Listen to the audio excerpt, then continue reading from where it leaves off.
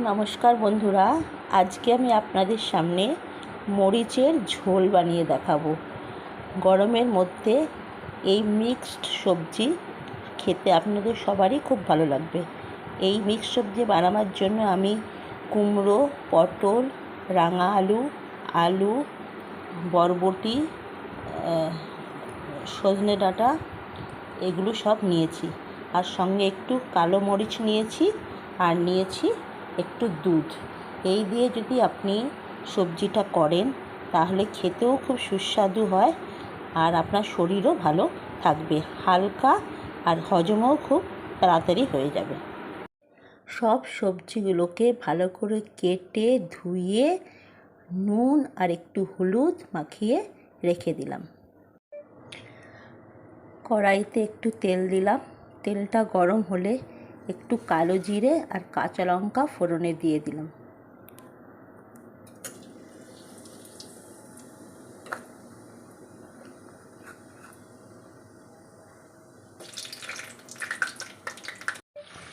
তারপরে সব সবজিগুলো এক এক করে ছাড়তে লাগলাম।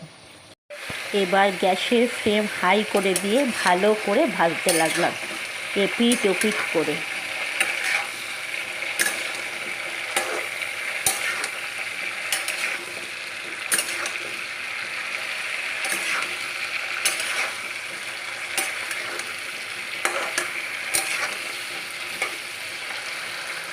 কষাবার সময় একটা টমেটো কেটে রেখেছিলাম, সেটাও এর মধ্যে দিয়ে দিলাম।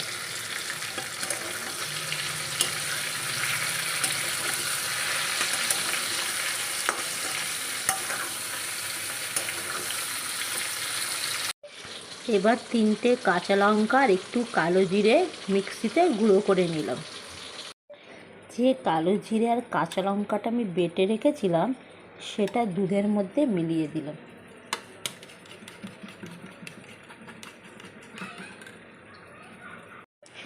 যেহেতু এটা নিরামিষ তরকারি, এই জন্য একটু চিনি ছড়িয়ে দিলাম।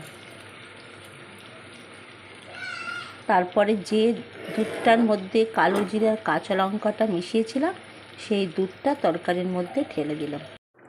এবার তরকারিটা কষানো হয়ে গেছে, এর মধ্যে আমি দুধ ঢেলে দিয়েছি। মরিচের তরকারিতে আমি জল দিই না, কারণ এমনিতেই কষানো থাকে, এই জন্য শুধু দুধই ইউজ করি। আর এই তরকারিটা কষা কষা হয় না, একটু জল জল থাকে, তবে সেটা খেতে স্বাদ লাগে। আমার মরিচের ঝোল রেডি হয়ে গেছে, সমস্ত সবজিগুলোও খুব ভালোভাবে সেদ্ধ হয়ে গেছে। এবার শুধু নামাবার আগে একটু ঘি দিয়ে আমি নামিয়ে দেব। একটু ঘি দিয়ে দিলাম।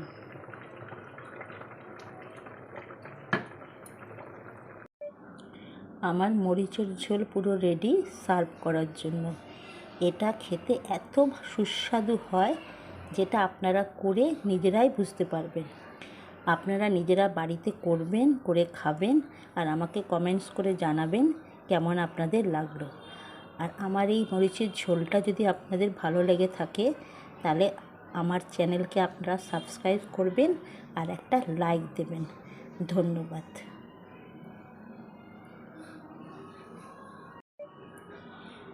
একটা লাইক দিয়ে আমাকে উৎসাহিত করবেন, তাহলে আমি রোজ একটা নতুন রেসিপি আপনাদের কাছে উপহার দিতে পারবো।